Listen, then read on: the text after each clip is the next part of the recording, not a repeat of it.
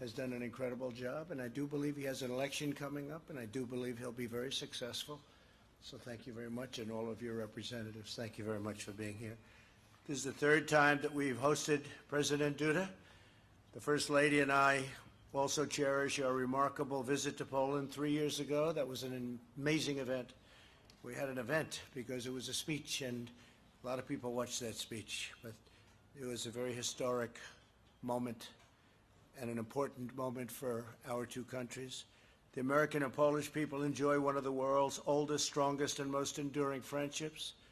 Polish patriots battled by our side to secure American independence. American and Polish warriors fought and died together to defeat the Nazis. In World War II, the United States stood shoulder to shoulder with Poland in its courageous struggle against communist oppression.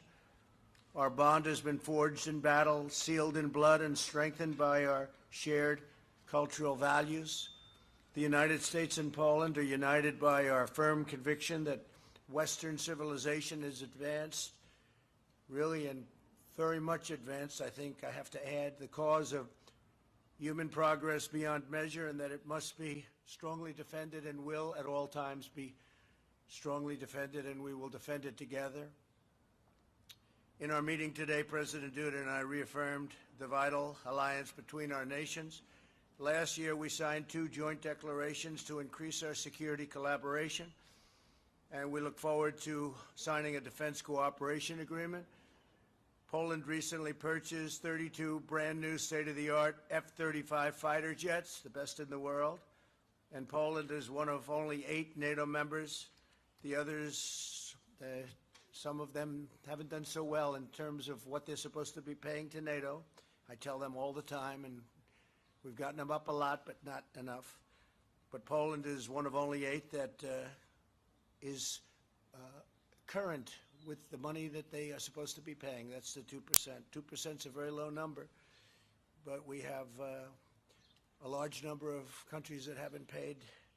They're delinquent, let's put it that way. They're delinquent with respect to their dues, the money they're supposed to be paying for defense. So the United States is defending a lot of countries that are delinquent on what they're supposed to be paying, and I never feel too good about that. But I will say I spoke with the Secretary General, and he said we've done a great job, but I said we haven't done good enough. We haven't done a good enough job.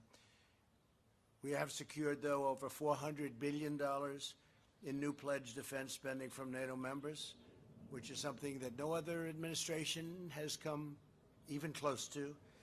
I would say they're off by many, many hundreds of billions of dollars, something the newspaper doesn't like writing about, that the media doesn't like talking about. But we will be only satisfied when all members are paying their fair share. Again, only 8 members plus the United States is paying what is considered a fair share.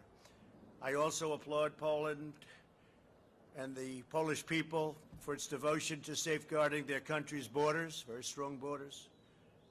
And I just left our border, by the way. The wall is moving along rapidly, and our border is about as strong as it's ever been, our southern border. Last year, we were able to add Poland to the visa waiver program, and they wanted that very badly, and we gave it to them because they really deserve it. It's a testament to Poland's vigilant efforts to uphold the rule of law. The United States and Poland have recently signed several long-term contracts for U.S. liquefied natural gas. They're a big purchaser of our energy to enhance Poland's energy security, and we're working to conclude an agreement that would facilitate Poland's development of nuclear energy plants throughout the purchase. They're going to be purchasing with one of our very big, very good companies, technology to do civilian nuclear energy.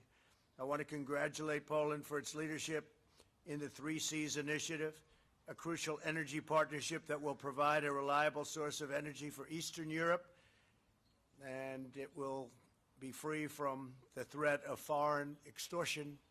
Poland understands foreign extortion very well. The 3 Cs initiative relies on fairness, transparency, and mutual benefit. Our nations have also collaborated on protecting our critical infrastructure and technology, That's why we've signed a 5G joint declaration, and Poland is leading the way in Europe by using trusted providers and provider equipment and supply chains for its 5G network, and we're working along with them, and they're using our companies. The United States and Poland cooperate across the truly wide range of fronts that we're both very much involved in.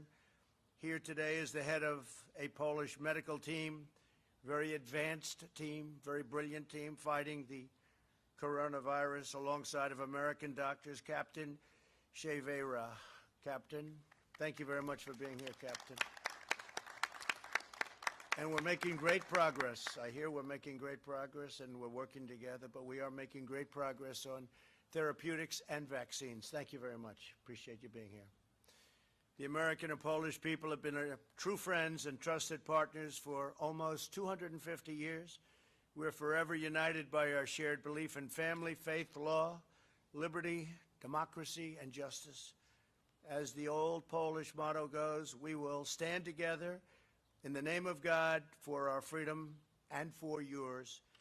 President Duda, let me express once again our gratitude for your visit and friendship. We have had a very, very special relationship. Our alliance is powerful and a very powerful testament to what free people can achieve together. And I believe that the greatness of our relationship lies ahead. Thank you very much. President, please. Thank you. Thank you very much, Mr. President. Szanowni Państwo. Ladies and gentlemen, first and foremost, I would like to thank very warmly to President Donald Trump, to the President of the United States of America. Thank you very much for inviting me here to Washington, to the White House, to take part in this very important meeting to us. This meeting is important for many reasons. To me, as President of the Republic of Poland, this meeting is important because Poland is the first country after the coronavirus pandemic which has been invited to the meeting in the White House to discuss the most important matters concerning the future, concerning how the relations will look between the United States and Poland in terms of economy, what those relations will be like in the military sphere, and what those relations will be like in the sphere of health protection, all those elements which are of key importance today. A very big part of our discussions today with Mr. President and our collaborators were dedicated to the coronavirus, to what the situation looks like in Europe and on the global stage as concerns fight against the coronavirus, also in the United States. But first and foremost, we're also thinking about what measures to take in the future. But first and foremost, thank you so much, Mr. President, for your declaration that we are going to cooperate, that also our scientists are going to cooperate and collaborate on conducting research concerning the vaccine and therapy drug against coronavirus, everything that will be conducive to fighting the coronavirus. So I do believe that thanks to this collaboration, those therapeutical medicines will be available also for Poles, for my compatriots, as soon as possible. Thank you so much, President, for that, because all of us know very well how high level of medical research is in the United States. And this declaration and the will of cooperation on part of the United States, on part of the President of the United States, is of crucial importance to us. So thank you very much for that. But ladies and gentlemen, we also discussed the cooperation in the sphere of economy and military. Let me first mention our economic cooperation. As the President has just mentioned, we are developing it both in the sphere of energy, in building energy security. Today we can say that the United States is cooperating in the sphere of creating energy security, not only the energy security of Poland, but also the energy security of Central Europe. The President has just mentioned the 3Cs initiative. Yes, all the investments that are being carried out in Poland today, the extension of the capacity of LNG terminal in Świnoujście, we're increasing its capacity by 2.5 billion cubic meters. We also plan to construct another LNG terminal in the port of Gdańsk. All of that is conducive to being able to receive LNG gas and provide its deliveries not only across Poland, but also for the countries of Central Europe. The vast majority of those countries of Central Europe are still dependent on Russia, and creating a true alternative, in other words, diversification of supplies, is of key importance for their security. Thank you, Mr. President, for this cooperation. I do believe that we're going to further develop it. Today, we have got those supplies guaranteed until 2023, by the end of 2023, but I know that we are also going to enter into further contracts in this respect. Even more so that, for sure, our demand is going to increase. But, ladies and gentlemen, we also discussed conventional energy and nuclear energy cooperation. In the nearest future, an agreement will be signed between the governments of the United States of America and the Republic of Poland. And thanks to this agreement, we'll be able to start designing the large design of introducing conventional nuclear energy for the production of electricity in Poland. The entities which will participate in this project have already been selected, and the agreements are very advanced. On the Polish side, we have got Minister Piotr Naimski, who's in charge of those negotiations right now. An appropriate intergovernmental agreement is about to be concluded, finalized. We can expect that to happen in the near future. But, ladies and gentlemen, I also want to mention the contribution of the United States into the Three Seas Initiative, and first and foremost, the financial contribution to the fund of the Three Seas Initiative. Mr. President got interested in that fund some time ago. This is an element, a vehicle, which enables the development of this cooperation. Thank you, Mr. President, for your activity, and thank you for appreciating this cooperation, which takes place in Central Europe within the framework of the European Union. And the goal of this cooperation is to develop, to extend the infrastructure. Thank you for noticing the possibility of developing cooperation in the transatlantic zone between the countries of the European Union and the United States. And, of course, from my point of view, this cooperation with Poland is extremely important to me, but also in the economic sphere. We're speaking about increasing military cooperation between Poland and the United States. It is also of primary importance. I have no doubts whatsoever that this cooperation will lead to the strengthening of security of the European Union, strengthening the security of the eastern flank of NATO, but also, and perhaps first and foremost, from my perspective, it will strengthen the security of Poland. And it will also lend additional financial credibility to Poland, investment credibility on part of American investors. 1 month ago, a global company, Microsoft, announced that they're going to invest $1 billion in Poland to establish a state-of-the-art data center. And today, officially, Google company published the information that is also going to invest in the center of modern technologies in Poland, including IT technologies. This is going to be an even greater investment than the investment of Microsoft. So, Mr. President, I have no doubts whatsoever that these American investments and this additional investment impulse that the American companies are making right now results from a very efficient policy that we are conducting together, and which increases the sense of safety of our citizens in Poland, and it also increases the sense of safe investments in our country. Thank you so much for that, because that means the creation of new jobs in the state-of-the-art branch of industry, IT technologies. And I'm really pleased because in Poland we have got a large number of excellent young IT experts, also young IT engineers, and for sure we're able to come to terms with these very serious challenges. Also, as far as the intellectual capital is concerned, I'm sure that these investments are going to be beneficial for the United States, for the US companies, and also for Poland through creating jobs, through acquiring new experiences by young people in the first place, by young engineers. I'm also glad, Mr. President, because, as we said before, the agreements that we entered into concerning increased U.S. military presence in Poland, the agreements we signed last year, according to the first one, the U.S. forces are going to be increased by 1,000 troops in our country, and another contract, another agreement stipulated concrete locations in which U.S. soldiers will be stationed in Poland on a rotational basis. But also it's going to be a heel-to-toe rotation. Today, we are entering another stage. Namely, there is a possibility of further increase in American troops in our country. In recent days, I also talked to Secretary General of NATO. I talked to Mr. Jens Stoltenberg, and we agreed on one point. Especially as Europeans, we have no doubts whatsoever that if any part of the U.S. armed forces, which is the biggest armed forces in the world, was withdrawn from Europe, that would be very detrimental to European security. So, in our belief, it is deeply justified to ensure that the U.S. troops are left in Europe.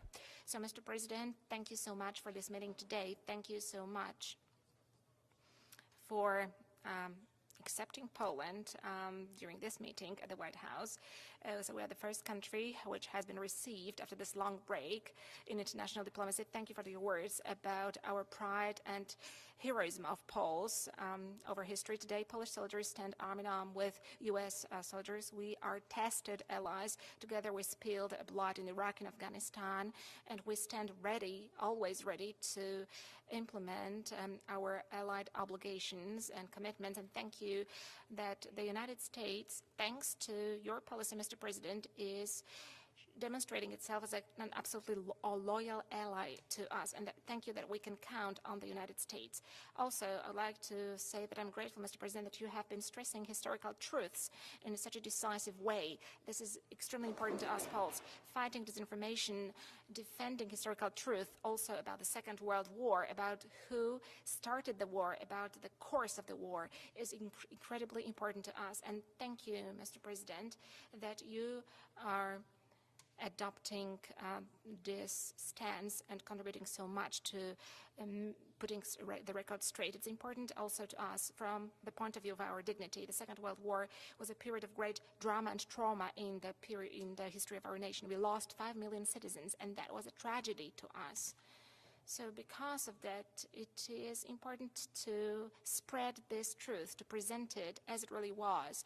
But it's also important to speak about the heroism of Poles, wherever they were fighting, wherever they were spilling their blood, arm in arm with their allies at Monte Cassino, at Tobruk, and at other places all over the world, both on the Eastern Front and on the Western Front. All of that, saying that, is extremely important. So I'm happy that today we can anchor our security in the United States. I'm glad that we have got this excellent economic cooperation. So, Mr. President, I have no doubt whatsoever that the coronavirus pandemic will pass, and we will be going together towards the development of our countries, towards the development of our societies, towards the building of a better, more prosperous future, both for the United States, for Poland, and for Europe. Thank you so much.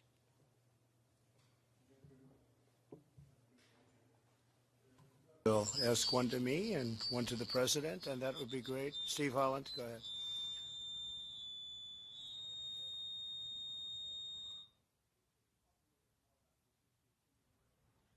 Poland, would you send them from Germany, and what sort of signal would that send to Russia? And for President Duda, how do you feel about this, taking some troops out of Germany to go to Poland, and what signal does that send to Russia? Thank you. Well, just to start, as you know, Poland is, as I've said many times, Poland is one of the few countries that are fulfilling their obligations under NATO, in particular their monetary obligations, and they asked us if we would send some additional troops. They're going to pay for that. They'll be paying for the sending of additional troops, and we'll probably be moving them from Germany to Poland.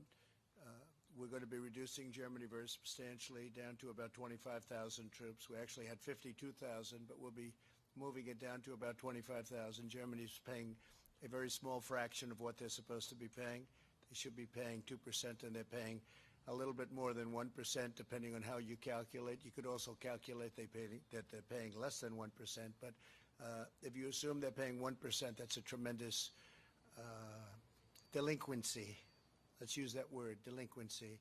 So we're going to be reducing our forces in Germany. Some will be coming home, and some will be going to other places, but Poland would be one of those other places in Europe. Would send to Russia by doing this? I think it sends a very strong signal to Russia, but I think a stronger signal sent to Russia is the fact that Germany is paying Russia billions of dollars to purchase energy from Russia and through the pipeline. And I'm saying, what's that all about? You're spending billions of dollars to Russia, then we're supposed to defend you from Russia. So I think it's a very bad, I think the people of Germany are very unhappy about it. I have many friends from Germany, and the people in Germany are very unhappy about it. They don't like it, but that's what they chose to do. So they're spending billions of dollars to buy Russian energy, and then we're supposed to defend them from Russia. So that doesn't work too well. But Poland has been very, very terrific. In fact, I don't believe Poland is actually accepting any of the energy from the pipeline from Russia. So that sends a signal right there. With all of that being said, we expect to get along with Russia. We expect to get along with everybody. But Germany has, they really owe a lot of money in NATO, and this has been going on for many years. When you add it all up, you're probably getting close to $1 trillion.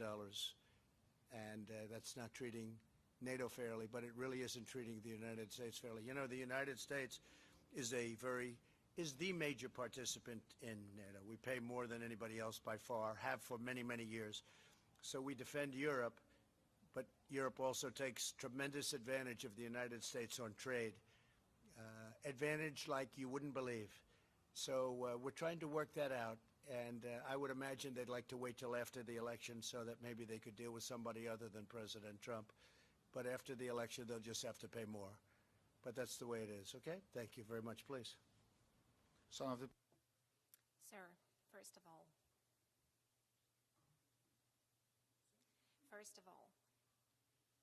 I do respect very much both Mr. President Donald Trump and the United States of America, a wonderful, great state which today is the largest military and economic superpower in the world. And I wouldn't dare say to the President of the United States of America where he should send his soldiers, because this is the decision which is always taken by the United States. This is a very responsible decision. However, I do not deny that I requested, Mr. President, that he would not withdraw U.S. forces from Europe, because the security of Europe is very important to me. From Europe as such, I'm talking about the United Europe, for which the American presence since the end of the Second World War is a huge security guarantee. However, if I'm asked by anybody if I am ready that Poland receives more U.S. troops in our country, of course I am ready. In 2014, Russia attacked Ukraine. It annexed Crimea. It occupies Lugansk and Donetsk. Before that, it had attacked Georgia. 2014 was a year of huge fears in the Baltic states, and very big ones, very considerable ones among the Polish society. Today, the presence of NATO troops and first and foremost of U.S. troops in Poland demonstrates that Article 5 of the North Atlantic Treaty is treated seriously. And it shows that if anyone wanted to attack Poland, it won't be a soft landing for that entity. That won't pay off for such an aggressor, because the strongest army of the world is present, and they would help Polish soldiers to defend our borders if such a case arises. 100 years ago, we repelled Russians from Warsaw. In a great battle in 1920, we defeated the Soviet army Bolsheviks, and we drew them back to the east. That was a great victory, but we managed to stop them only very near to Warsaw, at the outskirts of our capital city. We would never want to see that situation repeated again. That is why the Allied presence is crucially important to us today, and it is a very important security guarantee to us. So I'm very pleased that both within NATO as well as in the United States, and today the President of the United States understands the history of Europe, and he understands the realities in Europe, and that he also understands the situation as it is developing in Europe.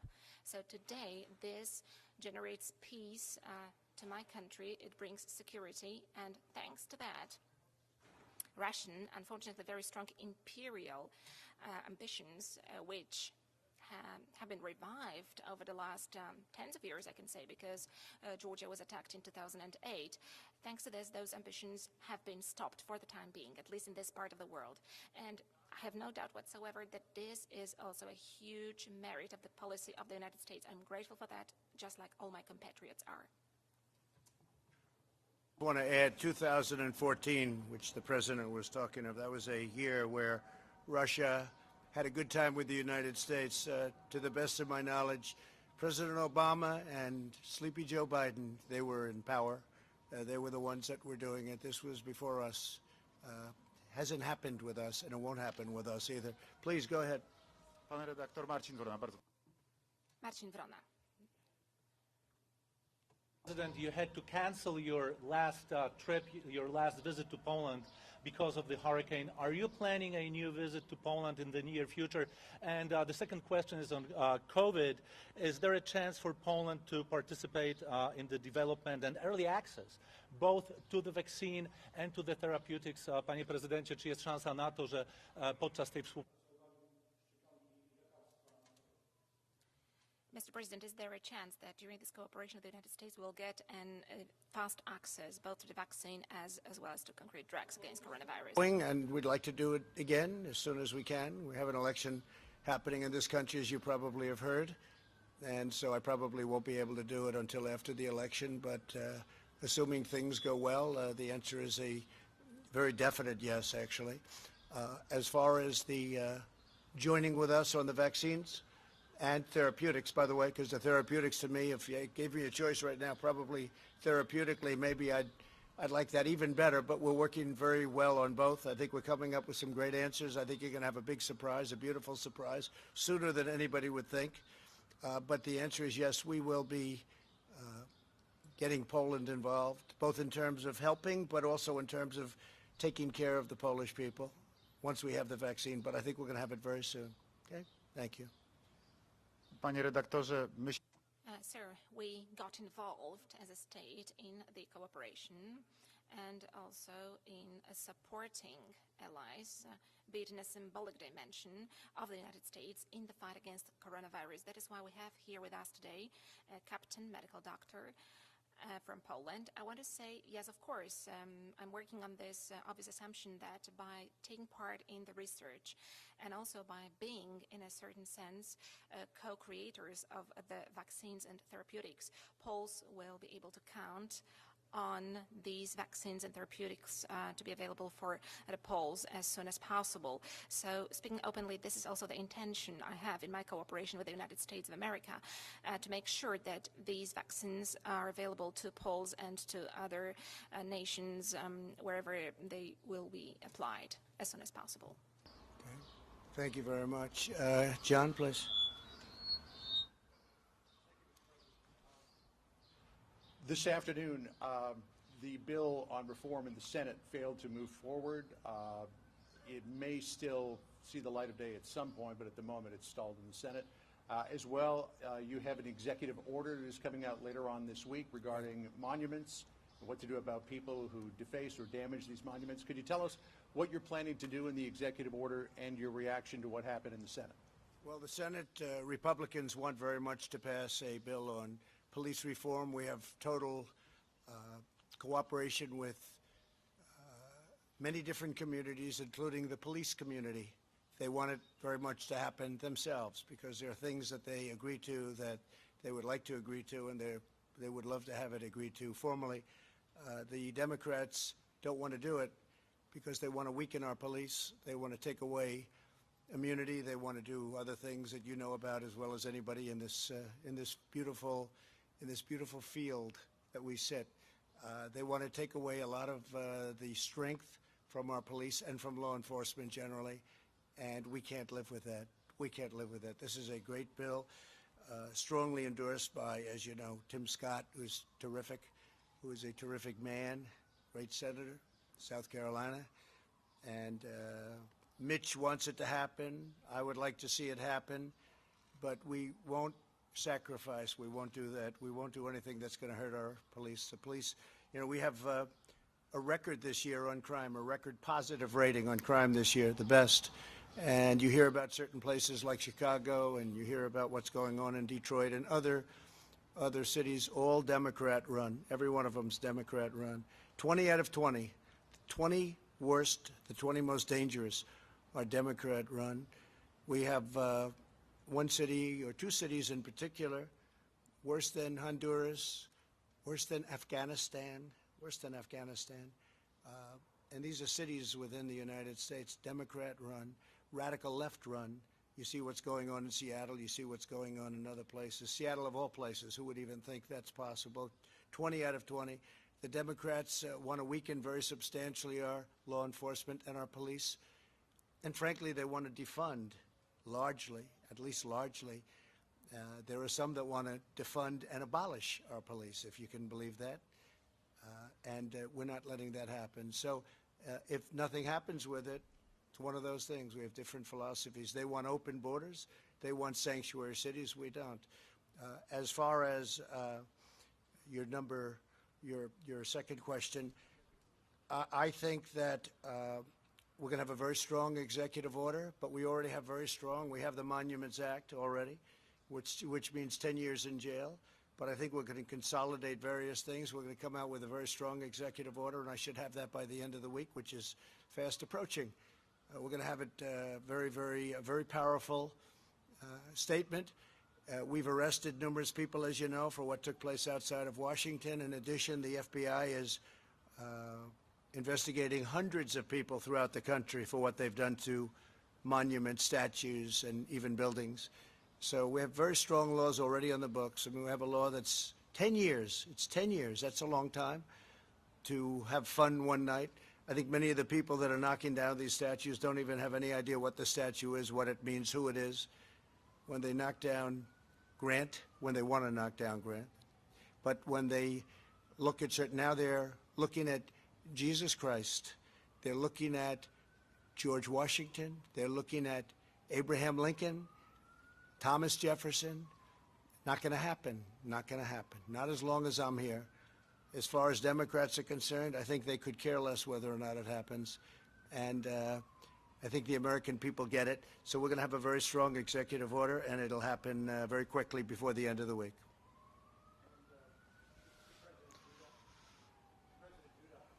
We have an election coming up in November. You have an election coming up on Sunday.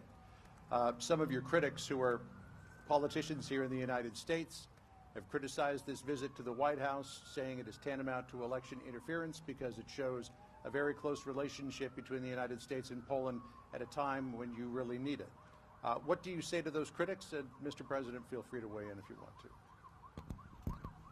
Szanowny panie, przede wszystkim Sir, first of all, let me also follow up on the question that you asked to President Donald Trump.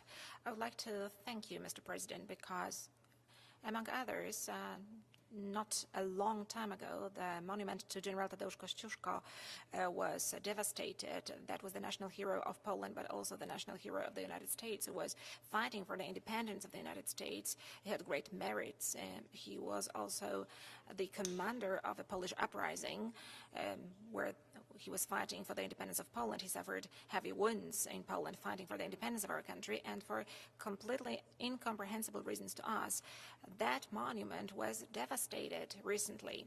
And thank you so much that it has been renewed so fast, and that made it possible for me to lay flowers at that monument and pay tribute to the great soldier and a great commander. Thank you for that. That was outrageous for a big number of Polish people back in Poland, all of them probably, and for many, many Polish people living here also in the United States. Polish organizations here in the United States asked me and told me that they would renew that monument. I know that it has already been renewed by the United States. No assistance was needed, so I'm very grateful for that, that here the monument to Tadeusz Kościuszko stands near the White House, and he looks as he should look, which he has deserved for the merits he laid for the United States and for Poland. So thank you very much for that, Mr. President. And answering to your question, 2 months ago, at the very beginning of the pandemic of coronavirus, we had a lengthy conversation with President Donald Trump. The pandemic disrupted the plans of our cooperation, which we had. And back then, we made an arrangement with Mr. President that we would meet as soon as it would be possible. And this has been implemented. And the fact that this arrangement has been put into force is demonstrated by the visit today. I'm very grateful to Mr. President for inviting me here today. And together with Mr. President, we are implementing our presidential duties. The President is always in charge of his national interests.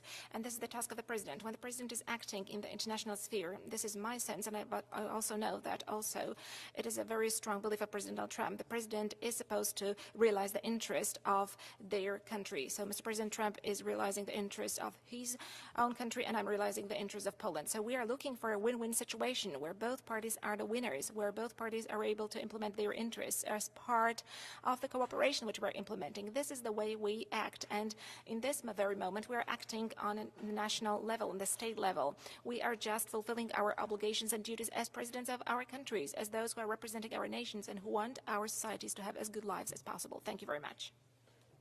Doing very well in Poland. He's doing a terrific job. The people of Poland think the world of him. And, by the way, Mrs. Duda, who's a terrific woman who we've gotten to know also through our various travels and meetings.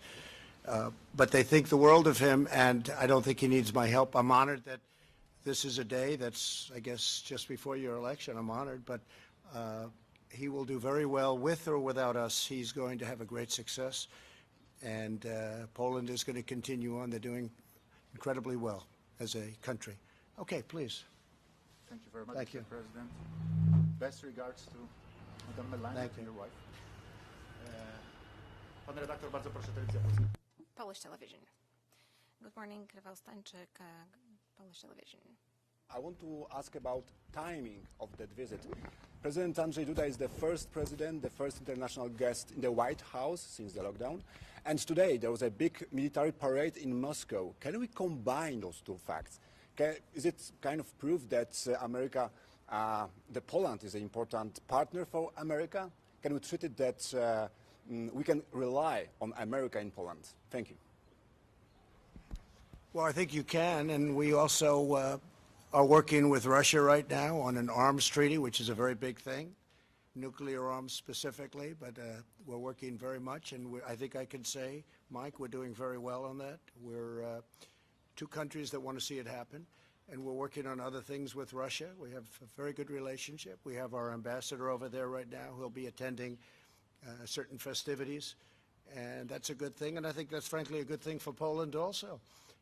Likewise, we're going to be having very important dignitaries at your parade. You're going to be having a very big event soon, and we're going to be, I guess, in August, and we're going to have people representing the United States at a very high level, and that's very important to us also. Okay? Please. Panie redaktor. Sir, I have this feeling and sense that I'm conducting negotiations in Polish matters here in a very experienced and very tough politician, a tough player, I can say, that is President Donald Trump, who is standing strongly and looking to the interest of his country and his citizens. What I'm doing here is I'm representing Polish interests here, and I'm not parading in Moscow. That is all. Thank you very much. Thank you all very much. We will see you soon. Thank you. Thank you very much.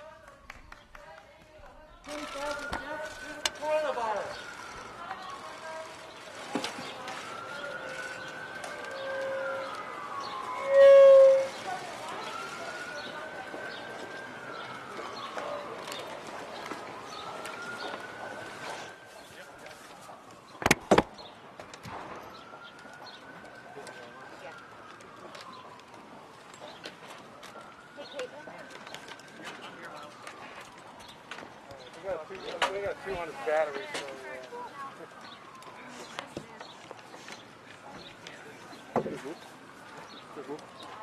They want to come here. Right now?